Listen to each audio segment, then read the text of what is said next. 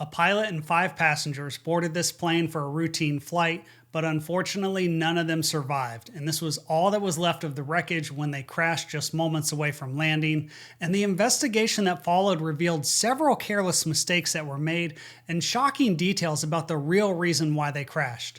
That's why we're going to talk about what happened and the pilot's deadly routine that led to this tragedy. I'm Hoover, and welcome to your Pilot Debrief.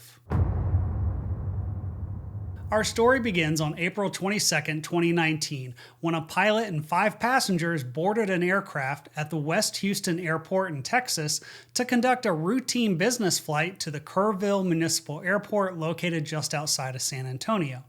The distance between the two airports is about 180 miles, and the flight was only supposed to take an hour. Unfortunately, something went horribly wrong and they crashed when they were moments away from landing, killing everyone on board the plane. Now, before we talk about how this terrible tragedy happened, we need to take a moment to honor the victims. Seated in the back of the plane was Mark, Reagan, Stuart and Angela, and Mark. According to news reports, the purpose of the trip was to look at some property that Stuart and Angela owned that they wanted to renovate. The pilot flying the plane and responsible for keeping them safe was Jeff, who was 65 years old, and he was well known for his volunteer work in the aviation community, often doing medical flights or helping veterans travel, as well as picking up stranded pilots. According to the investigation, Jeff had an airline transport pilot certificate with single and multi-engine ratings, as well as an instrument rating.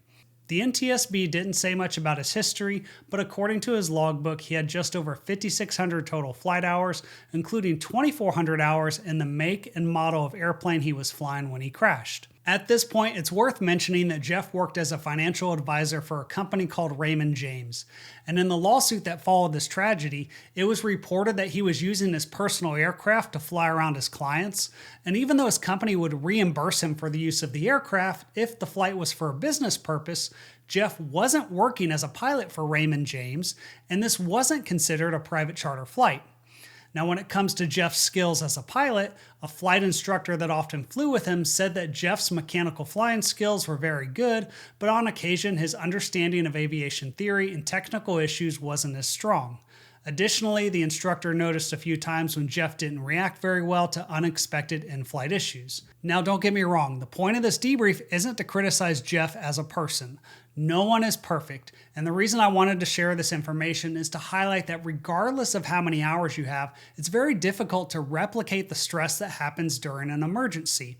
And the truth is that you never know how you're going to react when things go wrong. That's why it's so important to stay current and practice your emergency procedures, because there's an old saying that pilots don't rise to the occasion, they sink to the lowest level of their training. Regardless, now that you know a little bit more about Jeff, it's time to talk about the aircraft he was flying and the plan for the day. The aircraft that Jeff was flying when he crashed was a 1999 Beechcraft 58 Baron. This was just one of 3 different aircraft that Jeff owned, and if you're not familiar with this airplane, it's a light twin-engine aircraft known for its reliability and performance, and it's capable of carrying up to 6 people. The aircraft didn't have a cockpit voice recorder, but it was equipped with an engine data monitor that had about 2 weeks worth of data from previous flights that investigators were able to use to figure out what happened. One of the things you need to know about this aircraft, though, is how the fuel system works, because this was just one of the contributing factors to the crash. First of all, there are fuel tanks in each wing that can hold 83 gallons of usable fuel. But Jeff's airplane also had tip tanks on the end of each wing that allowed him to carry an extra 28 gallons of fuel. The reason this is important is because of the way the system is designed, the gauge in the cockpit will show you that each wing tank is full until you get below 75 gallons. Now that means if you want to get topped off, you either need to refuel the aircraft yourself or watch the person that's doing it, so that way you can verify that the tanks are full. The other thing you need to know is that if you don't get topped off, the only way to visually inspect how much fuel is in the tanks is by looking at a sight gauge on the leading edge of each wing. But the problem is those gauges only show you the fuel level when it's between 40 and 60 gallons. And it's not possible to visually check how much fuel is remaining once you go below 40 gallons in each wing. Now I realize that might seem a little complicated, but this should have been pretty routine for Jeff because he had over 2,400 hours experience in the aircraft, and that's why he kept a log of how much fuel he burned during each flight. That way he could compare it to how much fuel was added when the aircraft got refueled, and theoretically he'd be able to identify any discrepancies, but that's something we're going to talk more about later. All right, I want to pause for a second because there's something else that we need to debrief, and that's how vulnerable your online data is when you're using public Wi-Fi. Look, I travel a lot, whether it's flying with friends, spending time at Oshkosh, or traveling for work with the airlines, and that means I'm constantly bouncing between hotel and airport Wi-Fi networks, and let's be honest, none of those are secure. That's why I personally use and recommend NordVPN. It's an easy way to keep my internet connection encrypted, especially when I'm working from random places or I just want to check my email at the gate. With just one tap, I'm connected, and it routes all of my internet traffic through a secure server and it hides my IP address. But the best part is that I never notice a slowdown, and that's because NordVPN is one of the fastest VPN providers on the planet. Plus, they have a really great feature called a dark web monitor that automatically checks to see if your email or your passwords have been leaked online, and it notifies you right away. So if you've ever used a public Wi-Fi connection or you just want a little bit more control over your online privacy, check out NordVPN. You can get 4 months extra on a 2-year plan just by scanning the QR code on the screen, or go to nordvpn.com/pilotdebrief using the link in the video description below. It's a great way to support the channel, and the best part is that it's risk-free with Nord's 30-day money-back guarantee. And now let's get back to the debrief.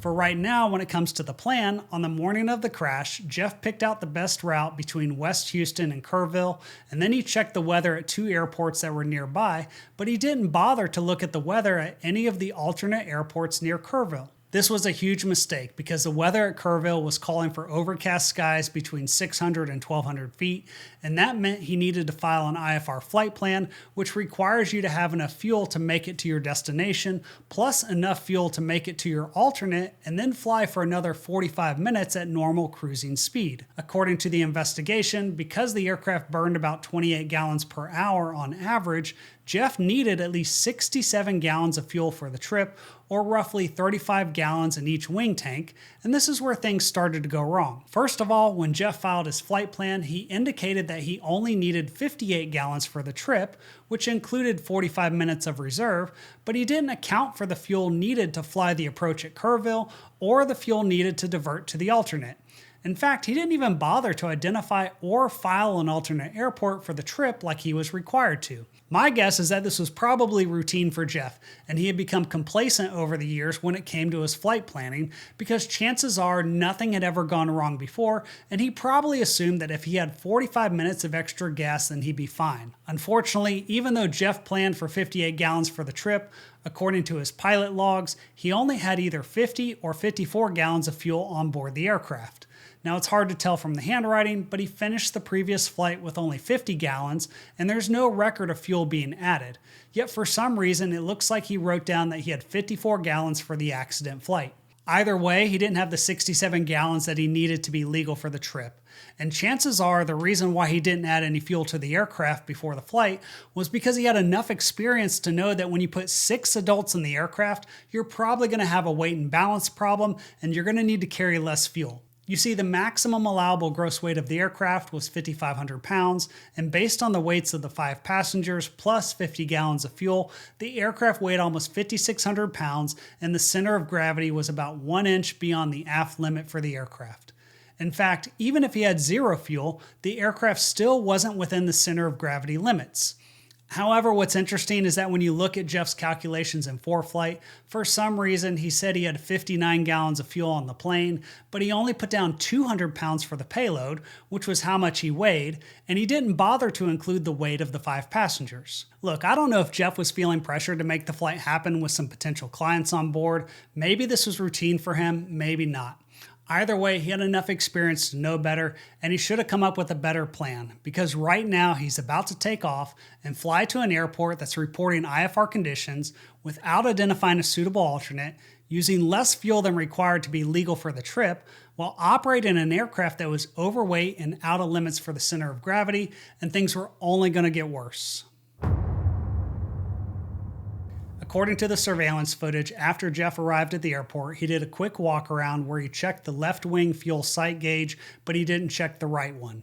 He also checked the left engine oil, but not the right engine, and he also didn't sump any fuel from any of the 8 fuel drains on the aircraft. Now, I'd argue that this is just more evidence of complacency and part of a deadly routine, because Jeff had plenty of time to do a thorough pre-flight, but he failed to do so.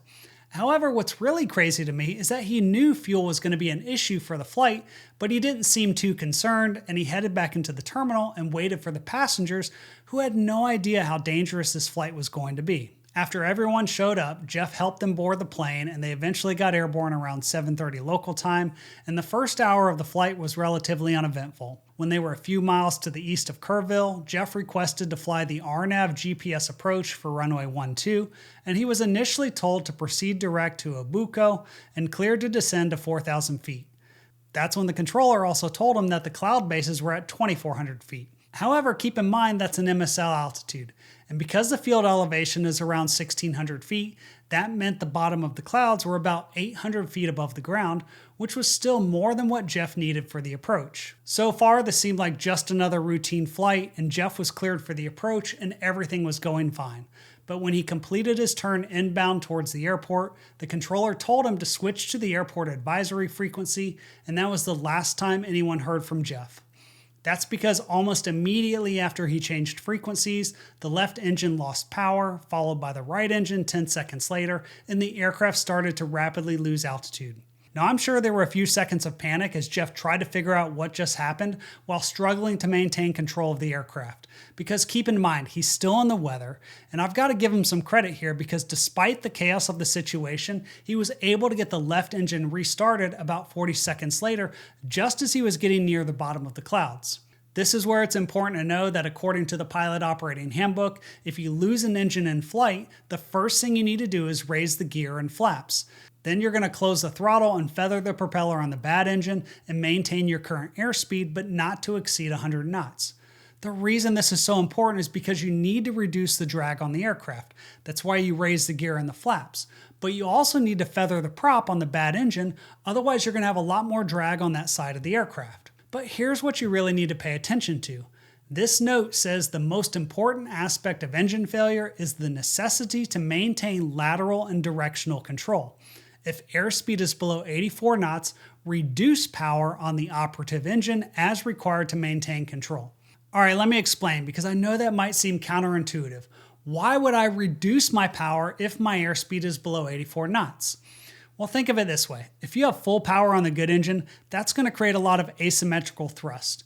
And 84 knots is your minimum controllable airspeed. And that means if you get slower than 84 knots, the control surfaces aren't going to be effective enough to counteract that asymmetrical thrust. So if you don't reduce the thrust on the good engine, you're going to lose control of the aircraft. And that's why you never want to go below your minimum controllable airspeed. If we look at the engine data, the solid blue line is the aircraft altitude and the green line is the airspeed. The initial rapid loss in altitude starting around 3,900 feet was the first engine failure, and the pink line is where the second engine failed. And notice how his airspeed spiked up to about 125 knots, probably because it fell out of his cross-check while he was trying to get that left engine restarted. And then he also started to level off just below the clouds, but then he was starting to rapidly lose airspeed. However, the reason why he was slowing down so fast wasn't because he was leveling off. It was because he didn't follow the checklist. According to what they discovered in the wreckage, Jeff forgot to raise the flaps, so he had 15 degrees of flaps hanging from the aircraft, and he also forgot to feather the prop on the right engine after it didn't restart. That's a lot of drag to deal with, and I think he was trying to hold a level altitude just below the clouds until he could get back on glide slope and land at the airport. But because of that extra drag, he kept slowing down until he got below his minimum controllable airspeed and he lost control of the aircraft. An eyewitness reported seeing the aircraft roll to the right and entering a right spiraling descent, disappearing behind a ridgeline where it crashed into the ground below, killing everyone on board. This was an absolutely terrible tragedy because despite the careless mistakes that were made, Jeff had a working engine and there's no reason why he should have crashed. The NTSB determined that only 42 gallons of fuel were used during the flight and 1 gallon of fuel was found in the left wing at the crash site. However, there were two big problems. First of all, a few days earlier when Jeff had the aircraft refueled and topped off, he had called in that fuel order because that was part of his routine, and he wasn't present when the aircraft was being refueled. As a result, he wrote down in his log that the aircraft had 194 gallons of fuel, when according to the fuel receipts and the engine data, it only had 184 gallons. So he was 12 gallons short, and that error carried through all of his other flights leading up to the accident flight. The second issue that made the situation worse was that the fuel quantity transmitters in both wings were bad, resulting in the cockpit gauges reading 5 gallons more than the actual fuel in each wing. That meant Jeff probably assumed he had at least 20 minutes more flight time when the engines failed.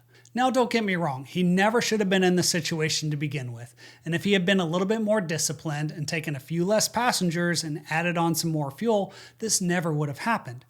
And I'd argue he was just being complacent and treating this just like any other routine flight where nothing bad is going to happen. Tragically, the NTSB was able to determine that if Jeff had maintained 100 knots without retracting the flaps or feathering the prop, he still would have landed well short of the runway, but he at least would have had the possibility of a controlled touchdown.